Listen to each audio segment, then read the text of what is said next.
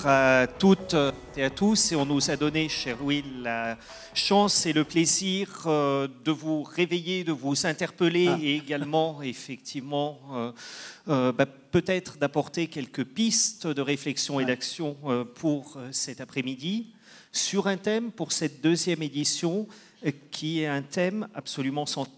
Il s'agit de la question de l'eau. Avant tout, je voudrais partager avec vous en quoi cette question de l'eau est une question qui est au cœur de l'ADN de Green Cross. C'est une question qui est au cœur de l'ADN de Green Cross, puisqu'en 92, je le disais ce matin, Mikhaïl Gorbatchev et le commandant Cousteau se retrouvent tous les deux à modérer les discussions de 146 chefs d'État à Rio pour l'une des premières conférences sur la lutte contre le dérèglement climatique.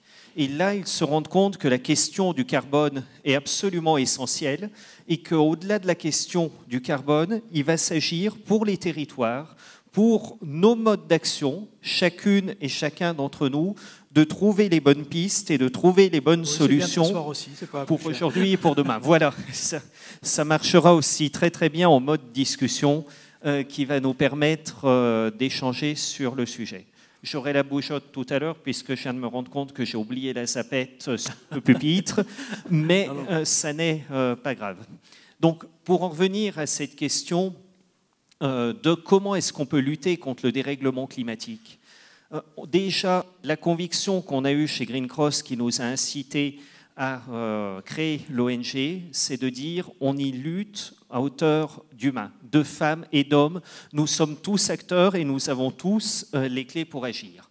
Ensuite, on n'est pas en train de parler d'une manière éthérée de l'urgence carbone et de se gratter la tête très fort sur qu'est-ce qu'on peut faire après-demain ou pour les générations futures, mais on se dit c'est aujourd'hui que ça se passe. Et dans la manière dont les choses se passent aujourd'hui, nos besoins du quotidien sont structurés autour de la question de l'eau et de l'océan, dont nous dépendons tous pour survivre à l'échelle du quotidien, de l'alimentation, de l'énergie. On y parle économie circulaire, coopération, solidarité. Et si on fait ceci, c'est parce qu'on a tous envie de vivre sur la planète, aujourd'hui et pour demain, donc avec une double perspective environnementale et humaniste. Donc, dans ce panel, en quoi est-ce que l'eau a finalement une importance essentielle? On a l'impression que l'eau est extrêmement abondante quand on voit la planète Terre. C'est pour ça qu'on l'appelle la planète bleue. Je crois que c'est Roland Tabar qui, ce matin, nous demandait si Thomas Pesquet pensait à nous. Si, effectivement, il cherche à regarder le bleu, il y a de fortes chances qu'il nous trouve et qu'il nous voit. Mais si on se projette toujours depuis l'extérieur et qu'on regarde de la Terre, il faut imaginer que la somme d'eau douce disponible sur l'ensemble de la planète, c'est 1% de la surface de la Terre. Donc vous voyez, vous considérez que la Terre c'est une orange, vous piquez une toute petite épingle dans cette orange et là vous avez à peu près 1%. Et la quantité d'eau qui est disponible de ce qu'on appelle improprement l'eau potable, alors qu'on devrait l'appeler l'eau de boisson, comme le font nos amis anglo-saxons, vraisemblablement, c'est exactement la surface du trou que vous venez de faire pour piquer la petite aiguille. 1 pour 1000 de la quantité totale disponible sur la planète. Donc, quand on a quelque chose qui est aussi précieux et qui est aussi utile, vous imaginez bien qu'on va le garder et on va en prendre soin. Et c'est particulièrement important. Et c'est pour ça que la Déclaration universelle des droits de l'homme a été amendée en 2010 à l'initiative des Nations Unies pour faire de l'eau un droit fondamental et un droit opposable, ce qu'on appelle un droit humain de premier niveau, donc quelque chose auquel on peut tous prétendre sur la planète. Est-ce que c'est un droit qui est réellement effectif? Est-ce que tout le monde y a accès? Malheureusement, on doit dire que non, puisque pour 1 milliard d'individus sur la planète, la question de l'accès qualitatif et quantitatif à une eau de bonne qualité et qui ne rendra pas malade, c'est un problème du matin, du midi, du soir et de la nuit. Donc, nous sommes particulièrement privilégiés en Europe et également plus particulièrement en Bretagne voir l'eau qui est abondante au cœur de nos civilisations, au cœur de notre quotidien, et de pouvoir en faire quelque chose qui ne dépend que de nous.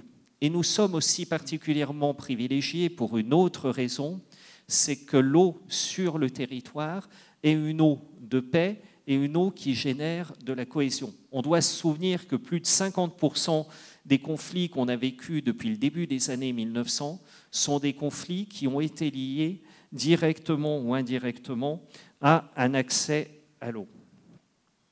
Alors, tout ce que je viens de dire est malheureusement relativement universel et d'une actualité qu'on pourrait qualifier de froide. Et pourtant, il s'est passé énormément de choses en 2019 qui vont m'inciter à venir vers quelques transparents. Tout d'abord, en 2019, un nouveau rapport du GIEC est sorti. Un rapport où on parle de l'océan et de la cryosphère. Le GIEC, c'est ce groupe intercontinental d'experts sur le climat qui permet de construire et de consolider un consensus scientifique dont on a pu voir dans une publication récente qu'il était partagé par plus de 11 793, je crois, scientifiques sur la planète, qui représentent 99,3% de la communauté scientifique qui se retrouve derrière ce rapport. Et ce rapport nous donne des messages qui sont particulièrement forts. Tout d'abord, un premier message qui est de dire le temps de l'expertise, le temps en fait des échanges, de l'information, etc., est désormais un temps qui est derrière nous. Ça fait plus de 20 à 30 ans qu'on a tout le consensus scientifique qui est nécessaire, qu'on a une vision très claire sur ce qu'il faut faire, pourquoi et comment.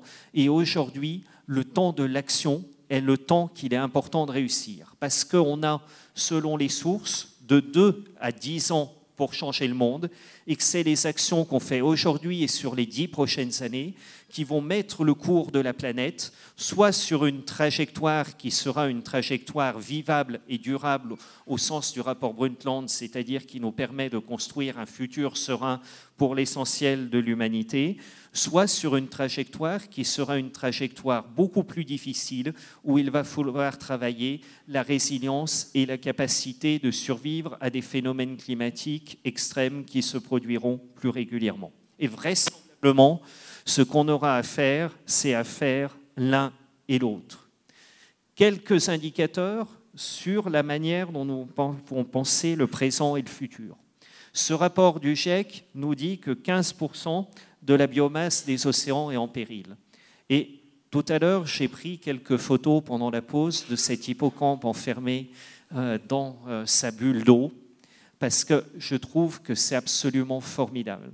Et effectivement, on a un indicateur des écosystèmes en bonne santé. Et on a envie de le voir libre. On a envie de le voir se mouvoir librement. On n'a pas envie de le voir dans un musée ou de le voir dans une foire, exposition, parce qu'il n'en existera plus de spécimens à l'air libre. J'aurais pu citer, tout autant que l'hippocampe dont c'est la journée, le pousse-pied. J'aurais pu citer le homard, que maintenant on sait reproduire de plus en plus en captivité, qu'on sait aussi développer sur des écosystèmes préservés. Et bien sûr, j'aurais pu citer les algues, depuis les cyanobactéries et les microalgues jusqu'aux macroalgues, qui ont une diversité de la grammaire dont aujourd'hui, on n'a même pas encore l'essentiel des mots pour les nommer. Le deuxième attendu que je retiens du rapport du GIEC, c'est la question des cyclones, des sécheresses et des inondations que par le passé on appelait centenales, qui sont appelées à se reproduire à une fréquence qui est plutôt de l'ordre de la dizaine d'années de par le futur, voire de l'année pour certains autres événements. Et ça n'est pas uniquement quelque chose qu'on entend dans les médias. Juste avant de venir ici, il se trouve que j'étais en Nouvelle-Calédonie, sur une île qui fait partie des îles Loyauté, qui s'appelle Lifou. C'est juste à côté de Maré et Tiga. Et juste en face, il y a l'îlot d'Ouvéa, bien connu de par les événements de 1986 qui ont conduit aux accords de Nouméa. Cet îlot d'Ouvéa à un point culminant qui est à 6 mètres au-dessus de la surface de l'eau. Une baie qui est inscrite au patrimoine de l'UNESCO, et peut-être que d'ici à 2 ou 3 ans, on ne parlera pas de l'îlot d'Ouvéa, mais on sera obligé de trouver 2 noms, parce qu'autour du pont, on aura la partie nord de l'îlot et la partie sud de l'îlot. Par contre, ce qu'on a dès aujourd'hui, c'est que le petit point d'eau douce qui provenait en fait d'un ruisseau naturel est en train de se faire polluer par les eaux saumâtres et que l'accès à l'eau, qui déjà était difficile, devient aujourd'hui une lutte du quotidien. Alors, vous avez peut-être envie de me dire que c'est loin, Ouvéa, mais j'ai souvenir d'entendre, quand on parle de Belle-Île, la question de l'eau se poser chaque été. Et j'ai également souvenir d'entendre parler autour de la baie de Sussigno, et ça a été brillamment illustré ce matin, de recul du trait de côte, d'une érosion qui est particulièrement importante et de phénomènes de montée des eaux qu'on perçoit bien. Ça n'est pas un hasard. Quand on parle de la montée des eaux, on parle de quelque chose qui va impacter le quotidien d'1 million de personnes, à la fois dans les zones tropicales, à la fois dans les glaciers et dans les pôles dont vous avez eu une illustration ce matin, et vous en aurez probablement une ou 2 autres cet après-midi, mais également dans les zones tempérées juste à côté de chez nous. Et c'est pour ça que fin septembre, il y a eu une semaine du climat à New York, qui, même si ça n'a pas forcément été très entendu en France, a fait histoire. C'est une semaine du climat sur laquelle on a vu le résultat de plus d'1 an de manifestations des jeunes pour le climat. Des millions de personnes qui, y compris dans des endroits où il n'est pas culturel de manifester, comme en Australie, aux États-Unis, en Chine ou à Singapour, vont descendre dans la rue, et des jeunes qui nous disent « le dérèglement climatique est tellement important que c'est devenu une urgence supérieure à celle d'aller en cours chaque jour, réfléchir à un futur hypothétique, et que c'est quelque chose qui nous incite à bouleverser notre système de priorités, à réfléchir différemment. Et soit vous, les adultes, vous allez être suffisamment matures pour comprendre de quoi on parle, soit les jeunes vont agir et continuer les choses telles qu'elles le sont. » Ça n'est pas autre chose que le message de Greta Thunberg. Et on entend très très souvent différentes personnalités, certaines éminentes, mais avec des spécialités bien loin de la lutte contre le dérèglement climatique ou l'environnement, dire que finalement, il ferait mieux d'aller à l'école que de faire autre chose. Mais ça ne changerait rien, parce que des gens qui sont dans le même état d'esprit, qui sont des porte-paroles, qui ont les mêmes motivations et les convictions, il y en a aujourd'hui 100, 1000 ou 10 000 qui, du jour au lendemain, diront les mêmes choses et finalement ne font rien d'autre que de reprendre et de partager avec des mots de tous les jours le consensus scientifique que j'exprimais tout à l'heure. Et on a souvent tendance, face à ceci, à se dire que l'économie, le business, la finance sont opposés à la question du dérèglement climatique. C'est bien méconnaître les choses, et c'est quelque part une clé de lecture un petit peu hâtive. Je n'ai jamais vu quelqu'un avoir un message plus impérieux sur l'urgence d'agir qu'un spécialiste de la gestion du risque, un réassureur ou un financier du long terme. Je n'ai jamais vu quelqu'un d'aussi clair sur la nécessité de changer notre mode de fonctionnement que le monsieur que vous voyez en haut à droite et que vous connaissez peut-être un tout petit peu moins que Greta Thunberg. Il s'agit de Paul Polman. Aujourd'hui, il est à la tête d'un groupe de travail au sein du Business Council pour mobiliser les grandes entreprises du monde entier sur l'urgence du changement climatique. Et avant, il était PDG d'Unilever, l'un des lessiviers fabricants de produits du quotidien, qui a vraisemblablement la plus grosse impact sur notre consommation de tous les jours, à la fois pour le pire et pour le meilleur. Et monsieur Paul Polman, au final, ne fait que reproduire et que d'être dans la continuité d'un petit groupe de scientifiques et de chefs d'entreprise américains qui s'appelle l'école du Rocky Mountain Institute et sur lequel on avait notamment Yvon Chouinard, le fondateur de Patagonia, dont vous connaissez probablement les vêtements et leur durabilité, Amory Lovins, qui a conseillé les équipes Clinton et Obama, et Ray Anderton, qui était à la tête d'une très grande fabrique de moquettes et de sols, dont je pense qu'elle est même arrivée jusque dans cet amphithéâtre, qui disait « Un jour, des patrons se feront emprisonner parce qu'ils n'ont pas compris ce que signifiait l'urgence de préserver la planète et de préserver le climat. » Je crois qu'on a une actualité récente qui nous montre là que ce jour est en train d'arriver. Et un autre jour, des patrons qui auront été capables d'être visionnaires et d'anticiper le changement vont gagner beaucoup d'argent tout en assurant une transition qui permette la survie de l'humanité. Et le troisième message que j'ai entendu, parce qu'on a parlé des jeunes, on a parlé de la finance, c'est le message de ces deux personnes dont vous avez vu l'une tout à l'heure et puis l'autre ne vous est pas inconnue, le cacique Raoni et Jean-Michel Cousteau. Et je vais reprendre ce que je disais ce matin, mais leur échange était pour moi très inspirant et historique. L'océan brûle, l'Arctique brûle, l'Amazonie brûle, et tant que nous n'agirons pas concrètement, nous n'arriverons pas à atteindre la paix. C'est tellement vrai et c'est quelque chose de tellement inspirant. Maintenant, on pourrait se dire, on est dans les rencontres internationales, on sait où ça nous mène, mais nous, on habite le territoire et on a envie de parler, de s'inscrire sur quelque chose de très, très concret. Et au quotidien, on est en train de voir exactement la même chose. Des pistes de solutions, des clés pour agir qui sont juste à côté de nous, sous nos yeux, et que nous pouvons activer avec plus ou moins de vigueur. Pendant très longtemps, on s'est dit que le politique allait être l'intégrateur visionnaire du territoire, qu'il avait les clés de tout et qu'on devait en attendre une structuration, un alpha et un oméga, et qu'au final, on avait juste à s'inscrire et à trouver un rôle dans le mouvement global qui a été déterminé. Ce temps est révolu. Et très, très souvent, le citoyen, la citoyenne qui est aussi très, très active, et en interpellation par rapport aux politiques, a envie d'agir, de se mobiliser, soit en disant « je vais être acteur de la sortie du plastique, je vais être dans le zéro déchet, je vais mettre en place telle ou telle solution de compost, de valorisation par l'économie circulaire parce que j'y crois ».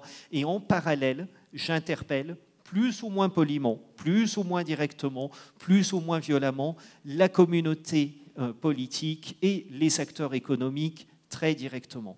Et oui, c'est ce qui est en train de se passer.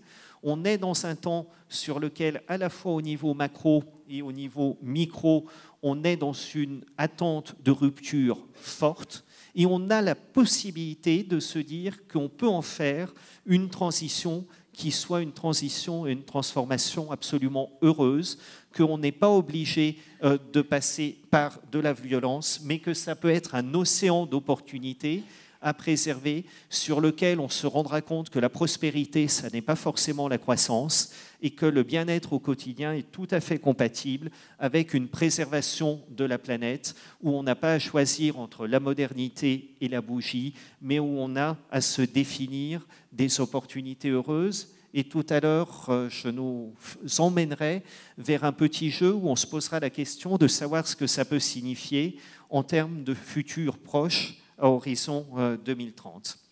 Mais déjà, ce qu'on voit se préciser, c'est que les questions de résilience, de construire un territoire où on ne sait pas quel va être le futur, mais qui va être capable d'appréhender tout ceci, sont des questions qui sont essentielles.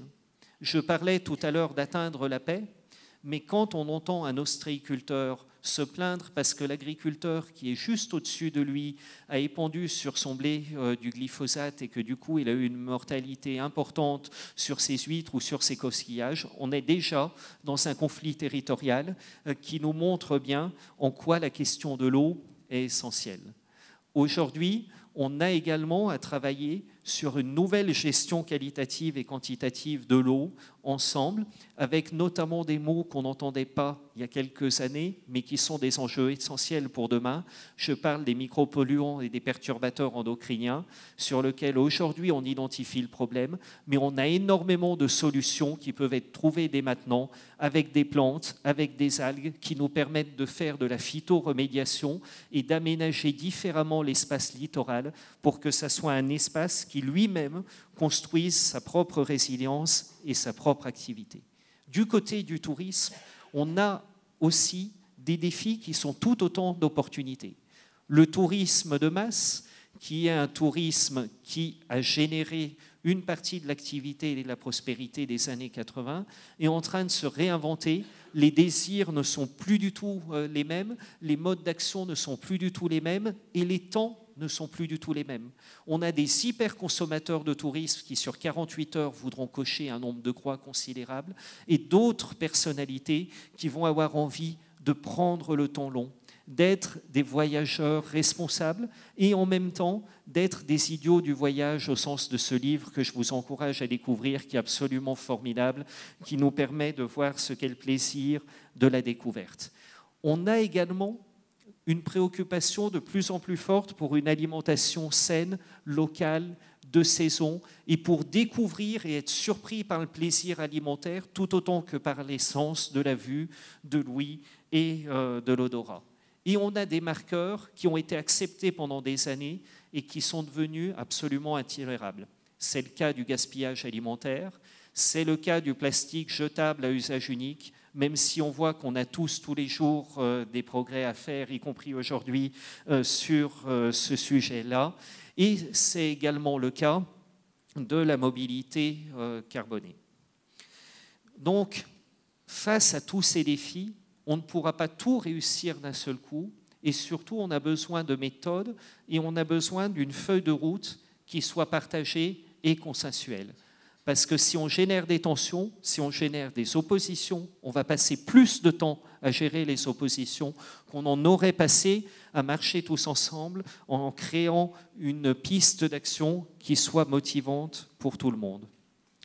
En termes d'eau, la question de la démocratie de l'eau, de l'effectivité de cet article des Nations Unies sur le droit opérationnel à l'eau pour tous est quelque chose qui n'est absolument pas réservé aux seuls Africains, mais qui peut même se transcrire sur le territoire. Préserver la ressource, c'est entretenir les ravines, c'est faire en sorte d'une bonne gestion naturelle des cours d'eau.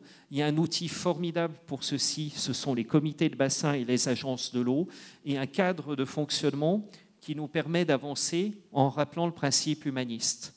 Green Cross a contribué à écrire, c'était juste avant la 21e conférence sur le climat, la fameuse COP21, l'invitation du président de la République François Hollande, une déclaration des droits et devoirs de l'humanité qui permettent, 70 ans après la Déclaration universelle des droits de l'homme, d'actualiser le contrat social qui nous lie tous autour de cette double perspective humaniste et écologique. Et en termes de gestion de l'eau, c'est exactement ce qu'il nous faut, parce que plus que jamais, on a besoin d'informer, de sensibiliser et d'inspirer pour éduquer à une nouvelle responsabilité qu'on ne pourra faire que par le plaisir.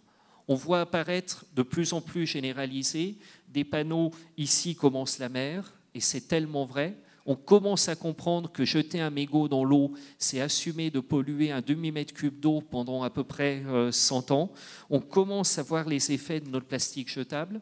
On n'a pas encore complètement compris ce que signifiait l'empreinte en eau. Et que si ce téléphone qui est en train de sonner dans ma poche, je devais le porter pour toute la quantité d'eau qu'il y a à l'intérieur, j'ai de la chance, il n'y a pas une pomme dessus, donc il ne pèse pas 3 tonnes, mais il pèse quand même bien une bonne tonne et demie d'eau. Donc, on voit bien tout ce qu'il faut faire et comment agir. Et je vois d'ailleurs que certains ont droit à l'accès à l'eau et d'autres pas, même à l'intérieur de la salle. N'y voyez pas une inégalité. Ceux qui ont l'accès à l'eau ont la lourde tâche de savoir comment recycler leurs bouteilles en plastique. Donc, je leur souhaite bon courage. Mais c'est bien le défi qui nous anime, l'économie circulaire de l'eau et la question d'être capable de changer notre rapport à la ressource et d'être capable de la restaurer, de la préserver, tout autant qu'on se préserve avec. Et là, ça ne va pas être facile parce qu'il va falloir se préparer, et il va falloir se préparer dans les grandes largeurs. Aujourd'hui, on voit apparaître en Méditerranée des économies circulaires de l'eau où on retravaille sur des citernes, où on retravaille sur des ravines et sur des ruisseaux pour faire en sorte, sur une île comme Porquerolles, de passer d'une capacité de 20 litres par jour et par personne hors importation d'eau depuis le continent à une capacité de 100 litres simplement parce qu'on saura mieux gérer l'eau et gérer la ressource. Du côté du littoral, on a énormément à faire sur les conflits d'usage, les mouillages, mais ça ne marchera que si on est inspiré. Le commandant Cousteau disait, quand il parlait avec son fils Jean-Michel, « On ne protège que ce que l'on aime ». Oui, mais comment est-ce qu'on peut apprendre à aimer ce que l'on ne connaît pas encore? C'est tout le défi, faire découvrir, être capable de suivre, et c'est pour ça que j'ai adoré l'application de l'Université de Bretagne Sud pour le suivi du littoral qui nous a été présentée tout à l'heure. Et maintenant, vous êtes probablement en train de vous dire, qu'est-ce que, dans ce qu'il vient de nous dire, là, depuis le début de l'après-midi, va nous être utile sur les 5 à 10 prochaines années? Alors, j'ai essayé de vous faire un petit exercice prospectif sur le tourisme en 2030. C'est déjà, on est sur un tourisme où on a appris à découvrir différentes facettes du golfe du Morbihan de janvier à décembre. Bon, décembre, c'est un mois un petit peu creux, novembre, c'est un mois un petit peu creux, mais on va visiter l'île aux Moines en février. C'est superbe, c'est quelque chose d'absolument essentiel. On y va pour des séjours courts, mais on y va pour des séjours longs. On apprend à redécouvrir l'eau à travers de la thalasso, soit en milieu fermé, soit en milieu ouvert. Olmix nous a appris à avoir différentes salles qui ont des molécules essentielles, qui ont des molécules d'intérêt et des ressources essentielles qui apparaissent dans notre alimentation, qui nous aident à mieux nous soigner et qui nous aident à mieux vivre au quotidien. Et quelque part, on mange beaucoup moins de viande, mais on a appris des saveurs qu'on ne connaissait pas il y a quelques années. Notre habitat s'est profondément modifié. Vraisemblablement, certains ensembles construits pour 20 ou 30 ans se sont écroulés, ont dû être reconstruits dans l'urgence, mais de toute manière, ils étaient trop proches du trait de côte. Par contre, l'habitat a appris à devenir résilient, autonome, hyper connecté, mais à nous permettre de nous projeter dans les temps de vie. Notre maison s'adapte à la jeunesse, au grand âge, à plus ou moins de mobilité. Les circulations sont douces et fluides. Entre 2021 et 2025, ça a été un petit peu difficile parce que la santé publique était devenue tellement impactée par ces diesels à injection directe qui polluaient le quotidien des gens et qui créaient des maladies respiratoires qu'il a fallu prendre des mesures d'urgence un petit peu punitives. Mais on a passé cette étape-là. Ça a été dur au début, certains ont protesté, mais ça a permis de redécouvrir des mobilités douces, des triporteurs, des véhicules électriques de toute taille. Il y a des microalgues aussi qui ont permis de propulser certains véhicules petits et gros, et notamment les vedettes du Golfe ont considérablement changé, et de forme, et de mode de carburant. Elles sont peu émissives, mais quand on y est, on a déjà l'impression de découvrir les îles. Même chose avec les loisirs nautiques.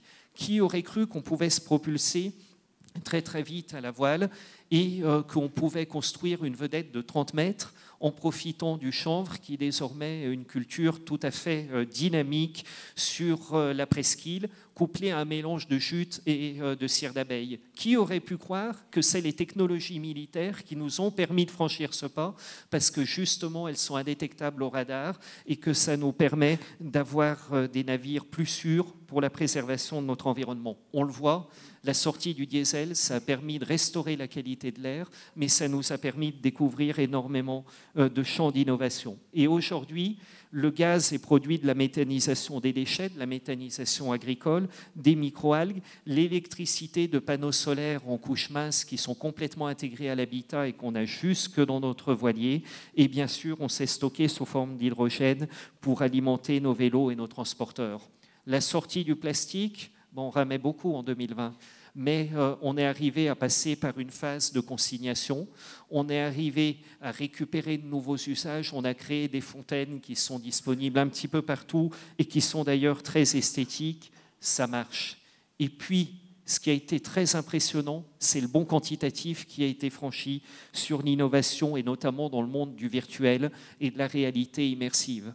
Aujourd'hui en 2030, dans l'université, on est connecté, on peut plonger dans le Pacifique sans avoir à s'y déplacer, on peut interagir avec ce qui est en train de se passer à Dallas ou à Santiago du Chili, et on peut arriver à regarder comment l'habitat traditionnel a évolué en Afrique et à échanger sur les techniques constructives avec nos techniques constructives locales. Et par contre, notre rapport au temps a été énormément bouleversé. Pour les temps courts, on est sur des temps qui vont être le temps de la réalité virtuelle, le temps de l'échange et le temps du réseau. Mais le véritable luxe, c'est ce temps long, où quand on sort de la gare, on a le sas qui va nous mener jusqu'aux îles ou jusqu'aux merveilles de la terre et de la mer du Golfe, et on se redonne le plaisir d'être peut-être déconnecté de nos systèmes d'information, mais reconnecté avec le réel, reconnecté avec tous nos sens. Et quand on parcourt la ville ou quand on parcourt le sentier côtier, on est capable de voir des centaines d'espèces, là où avant on prenait juste le temps d'en voir 5 ou 10 emblématiques. C'est tout ce voyage qui nous reste à construire et toute cette idée que via la question de l'eau, ce qui ne coulait pas de source, c'est-à-dire le fait d'avoir un futur désirable pour tous à partir d'un impératif environnemental, c'est bien quelque chose qu'on va réussir à l'horizon 2030 parce qu'on s'y sera mis ensemble, qu'on aura fait collectif, qu'on aura une vision et surtout que chacun savait quoi faire et comment être en phase avec les autres et avec le milieu à un instant donné. C'est ce qui nous appartient de construire. J'ai peur d'avoir pris un petit peu trop de temps, oui, mais je crois qu'on a une après-midi pour ça. Le temps de 2019 n'est pas celui de 2030. Effectivement, c'est un petit peu débordé.